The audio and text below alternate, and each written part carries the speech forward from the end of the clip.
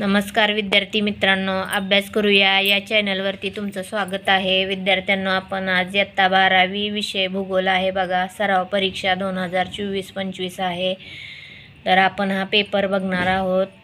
तर चला आपण सुरुवात करूया। एक बघा, प्रश्न दिलेल्या सूचनेनुसार खालील उपप्रश्न सोडवावेत। त्यातील अ बघा, अ, ब आणि क स्तंभातील घटकांचे सहसंबंध लावून साखळी पूर्ण करा।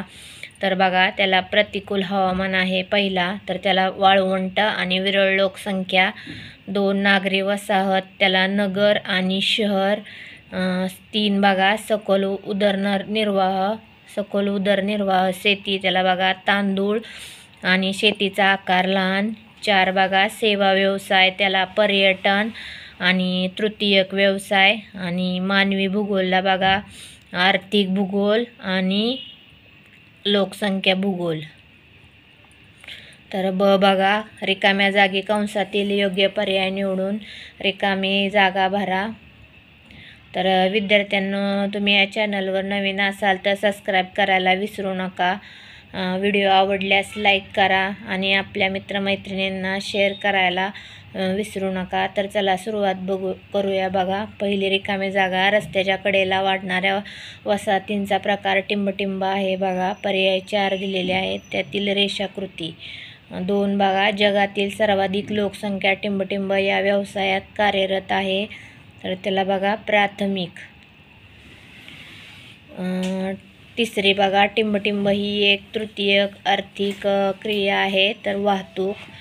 4 बघा, प्रदेशाच्या आर्थिक विकासात टिंबटिंब हा केंद्रबिंदू असतो, तर बघा मानव। 5 बघा, प्राकृतिक भूगोल टिंबटिंब घटकावर आधारित आहे, पर्याय 4 आहेत बघा, त्यातील दुसरा नैसर्गिक। क बघा, योग्य पर्याय निवडून विधाने पूर्ण करा। 1 सर्वात कमी लोकसंख्या असलेले खंड बघा ऑस्ट्रेलिया, आणि स्थलांतरामुळे गुन्हेगारीत वाढ होते कारण बेकारी वाढते। डायरेक्ट तुम्हाला उत्तरे सांगत आहे। तर बघा 3 अक्षांशी थेट संबंध नसलेला प्राथमिक व्यवसाय खाणकाम बघा, क पर्याय। 4 व्यापारी शेतीत यांत्रिक पद्धतीचा अवलंब करतात, अ पर्याय बघा, शेती सपाट व आकाराने मोठी। 5 बघा, एखाद्या विशिष्ट क्षेत्रात केले जाणारे प्रमुख कार्य कार्यात्मक प्रदेश, अ पर्याय। आणि ड बघा, अयोग्य चुकीचा घटक ओळखा व लिहा। 1 लोकसंख्या स्थलांतरावर परिणाम करणारे घटक बघा, क जनगणना। 2 प्राथमिक आर्थिक क्रिया, त्यातील बघा ड संदेशवहन। आणि 3 बघा, स्थानमुक्त उद्योग, त्यातील पर्याय क्रमांक क बघा, सिमेंट उद्योग। 4 क्षेत्रीय विकासाचे निर्देशक, त्यातील ब पर्याय पर्वत। 5 बघा, प्रादेशिक विकासावर परिणाम करणारे प्राकृतिक घटक बघा, बाजारपेठा, क पर्याय। 2 बघा, भौगोलिक कारणे लिहा, त्यातील 4 आहेत बघा, 4 लिहायचे आहेत तुम्हाला। त्यातील पहिलं बघा, वाहतुकीच्या सोयीमुळे लोकसंख्येत वाढ होते, तर बघा आपण याचे उत्तर बघूया। तर बघा उत्तर आहे, वाहतुकीच्या सोयीमुळे विविध स्वरूपाची साधनसंपत्ती आणि लोकांची ये-जा सुलभ होते, त्यामुळे विविध व्यवसायांनाही प्रोत्साहन मिळते। सागरी वाहतुकीमुळे नवनवीन भूमिप्रदेशाचा शोध लागला, बंदराचा विकास झाला। थोडक्यात वाहतुकीच्या सोयीमुळे प्रदेशाची सुगमता वाढते, नागरीकरणाला चालना मिळते, त्यामुळे वाहतुकीच्या सोयीमुळे लोकवस्तीत वाढ होते। तर बघा त्यातील दुसरं बघा, नगरांची वाढ ही भूमी उपाययोजनेशी निगडीत असते, तर बघा आपण याचे उत्तर बघूया। तर बघा उत्तर, नगरांची वाढ ही भूमी उपाययोजनेशी निगडीत आहे, याचं उत्तर बघा, जशी नगरांची वाढ होत जाते तसतशी तेथील जमिनीची निकडही वाढत जाते आणि बदलतही जाते। वाढत्या लोकसंख्येमुळे निवासाची मागणी वाढते, त्यामुळे बांधकाम क्षेत्रात वाढ होते। त्याचबरोबर वाहतूक सेवा सुविधा, शैक्षणिक सेवा सुविधा, वैद्यकीय सेवा सुविधा अशा बहुविध सेवा सुविधांच्या मागणीत वाढ झाल्यामुळे नगरांची एकूणच ठेवण, आकृतिबंध आणि भूमी उपाययोजना बदलत जाते। तर बघा प्रश्न 3, भौगोलिक कारणे कॅनडामध्ये लाकूडतोड व्यवसायाचा विकास झाला आहे, तर याचं उत्तर आपण बघूया। तर बघा हे उत्तर आहे, तुम्ही उत्तर लिहायचं आहे। वाचून दाखवल्यानंतर व्हिडिओ खूप मोठा होईल, त्यासाठी तुम्हाला मी उत्तर दाखवत आहे। त्यातील प्रश्न 4 बघा, उद्योगधंद्याचे वितरण असमान असते. तर बघा उत्तर आहे हे.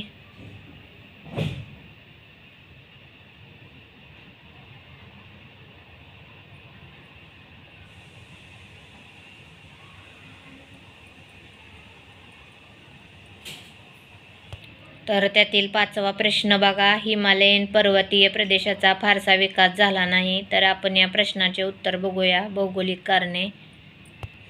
तर बघा, हिमालयन पर्वतीय प्रदेशाचा विकास फारसा झालेला नाही. तर बघा इथपर्यंत आहे, प्रदेशाचा विकास फारसा झालेला नाही.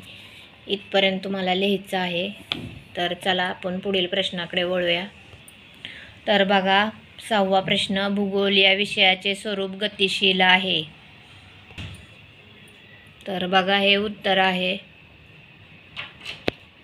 तर बघा त्याचे हे उत्तर आहे. तुम्हाला लिहायचं आहे पूर्ण.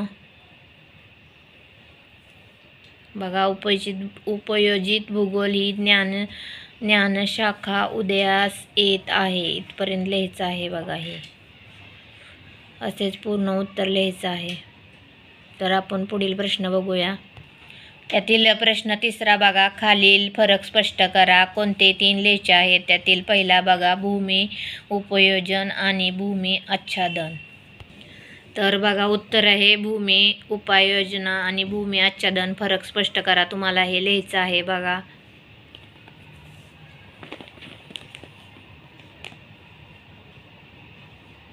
आता पुढील फरक स्पष्ट करूया, बघूया. त्यातील 2 आहे बघा, सखोल उदरनिर्वाह शेती आणि विस्तृत व्यापारी शेती.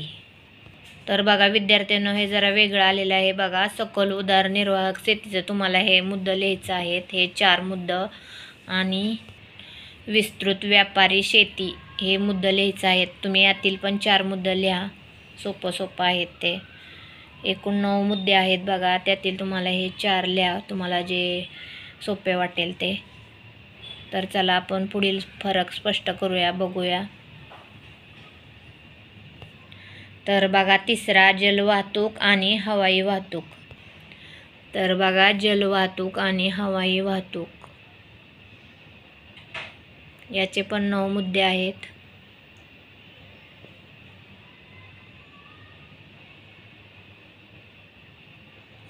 तर चला आपण पुढील फरक स्पष्ट करूया. फरक स्पष्ट करा, बघूया. तर बघा 4 प्राथमिक व्यवसाय व द्वितीयक व्यवसाय. तर बघा प्राथमिक व्यवसाय आणि द्वितीयक व्यवसायाचा पहिला मुद्दा आहे हा. तर बघा प्राथमिक व्यवसाय आणि द्वितीयक व्यवसाय यातील हे मुद्दे आहेत. बघा 9 मुद्दे आहेत.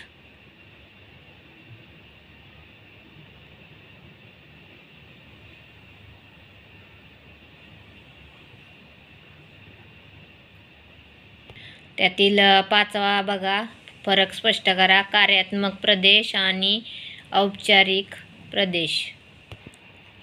तर बघा फरक स्पष्ट करा. याचं उत्तर बघा हे.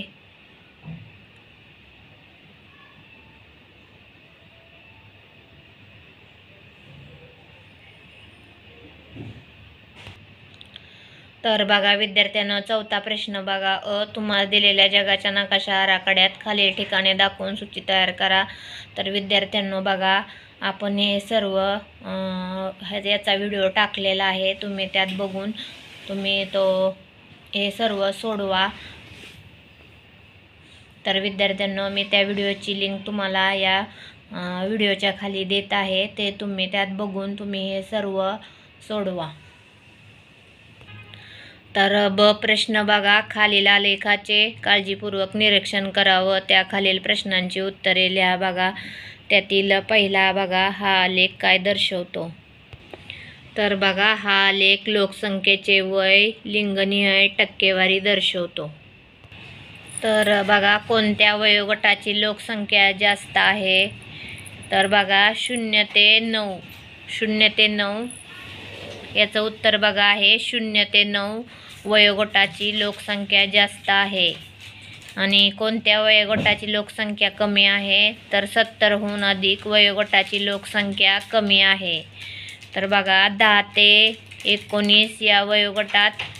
चौथा प्रश्न बघा, त्यातील 10 ते 19 या वयोगटात स्त्रियांचे प्रमाण किती टक्के आहे? तर 10% आहे. आणि हा लोकसंख्या मनोरा कोणत्या प्रकारचा आहे? तर बघा विद्यार्थ्यांनो, 5व्या प्रश्नाचं बघा उत्तर विस्तारणारा मनोरा या प्रकारचा आहे. तुम्हाला उत्तर मी सांगितलेलं आहे ते तुम्ही लिहा. विस्तारणारा मनोरा या प्रकारचा आहे. तर आता आपण पुढील प्रश्नाकडे वळूया. त्यातील प्रश्न 5वा बघा, टिपा लिहा. पहिला बघा, लोकसंख्या व्यावसायिक संरचना. तर आपण ही टिप लिहा बघूया. तर बघा इथून चालू झालेलं आहे लोकसंख्येची व्यावसायिक संरचना. इथून पासून ते हे सर्व उत्तर तुम्हाला लिहायचं आहे बघा इथपर्यंत. आर्थिकदृष्ट्या विकसित असतात इथपर्यंत लिहायचं आहे. तर चला आपण पुढली टिपा लिहा बघूया.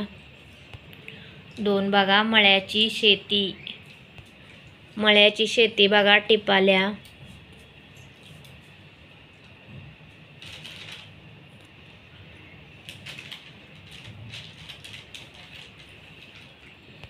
त्यातील 3रं बघा, वाहतुकीची उद्योगाच्या विकासातील भूमिका.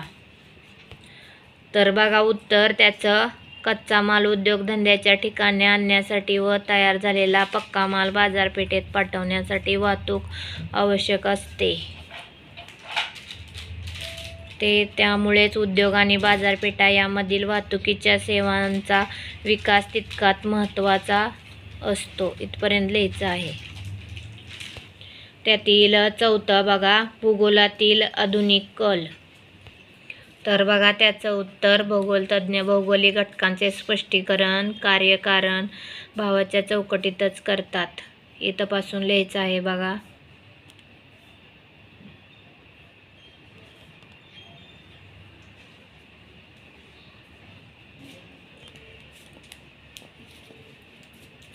खनिज भूगोल विषयाच्या माध्यमातून त्यांना उपलब्ध होऊ शकते. इथपर्यंत लिहायचं आहे. तर प्रश्न 6वा बघा, खालील उत्तराचे वाचन करून प्रश्नांची उत्तरे लिहा. तर बघा त्यातील पहिला बघा, संदेशवहन म्हणजे काय? तर बघा उत्तर बघा, चित्रांची भाषा, चिन्हांची भाषा बोलणे, सांकेतिक भाषेत लिहिणे, अंगविशेष, मुद्रा इत्यादी याला संदेशवहन असे म्हणतात. त्यातील 2रं बघा, वर्तमान काळातील संदेशवहनाची साधने कोणती? तर बघा वर्तमान काळात आपण आपले संदेश लिखित अथवा तोंडी स्वरूपात दूरध्वनी, मोबाईल, इंटरनेट इत्यादीद्वारा पाठवतो. म्हणजेच हीच आहेत बघा दूरध्वनी, मोबाईल, इंटरनेट. तर बघा त्यातील 3रा प्रश्न बघा, कृत्रिम उपग्रहाचा उपयोग सांगा. तर बघा अवकाशात सोडलेले, इथून बघा अवकाशात सोडलेले अंकगणित कृत्रिम उपग्रह अहोरात्र संदेशवहनाचे काम करतात. यातून पृथ्वीच्या विविध नैसर्गिक व मानवी घटकाबद्दल माहिती मिळवली जाते. उदाहरणार्थ रोजच्या हवेची स्थिती, आवर्त, पृथ्वीच्या गर्भातील हालचाली, खनिज साठे शोधणे इत्यादी ठिकाणांचे अक्षांश रेखांश मिळणे. हे उत्तर आहे बघा. तर त्यातील 4था बघा, संदेशवहन ही कोणत्या प्रकारची आर्थिक क्रिया आहे? तर तृतीयक आर्थिक क्रिया आहे. त्यातील ब बघा, आकृती काढून नावे लिहा. 1 लोकसंख्या संक्रमण सिद्धांत, 2 केंद्रित वस्ती आणि 3 भूगोल अध्यापनाची कौशल्य. तर आपण या 3 आकृत्या बघूया. तर बघा हा लोकसंख्या संक्रमणाचा सिद्धांत ही आकृती आहे.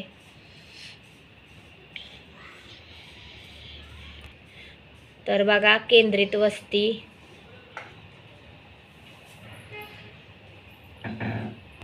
आणि 3री आकृती बघा भूगोल अभ्यासासाठी लागणारे कौशल्य. तर ही आकृती आहे बघा.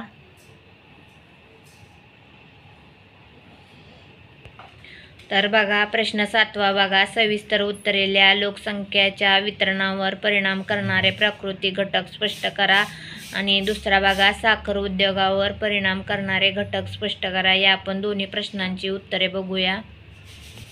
तर बघा त्यातील पहिला प्रश्न, लोकसंख्या वितरणावर परिणाम करणारे घटक कोणते? हा बघा प्रश्न आहे, त्याचे उत्तर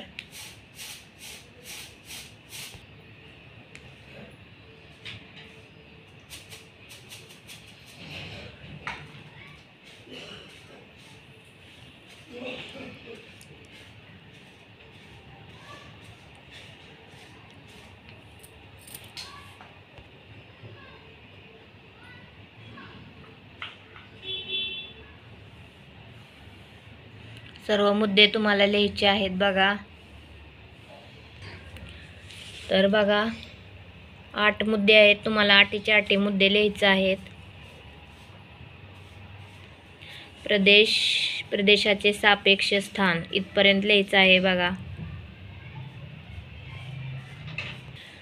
तर बघा साखर उद्योगावर परिणाम करणारे घटक स्पष्ट करा, त्याचे उत्तर आहे बघा.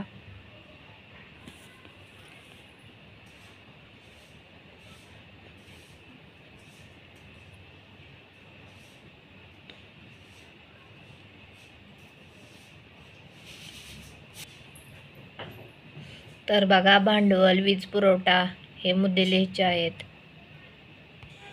तर बघा विद्यार्थी मित्रांनो, आपण असा हा भूगोल या विषयाचा 12वीचा पेपर बघितलेला आहे, सराव परीक्षेचा 2024-25चा. तर विद्यार्थ्यांनो, या चॅनलवर नवीन तर सबस्क्राईब करायला विसरू नका. व्हिडिओ आवडल्यास लाईक करा आणि व्हिडिओ शेवटपर्यंत बघितल्याबद्दल विद्यार्थी मित्रांनो तुमचे खूप खूप धन्यवाद.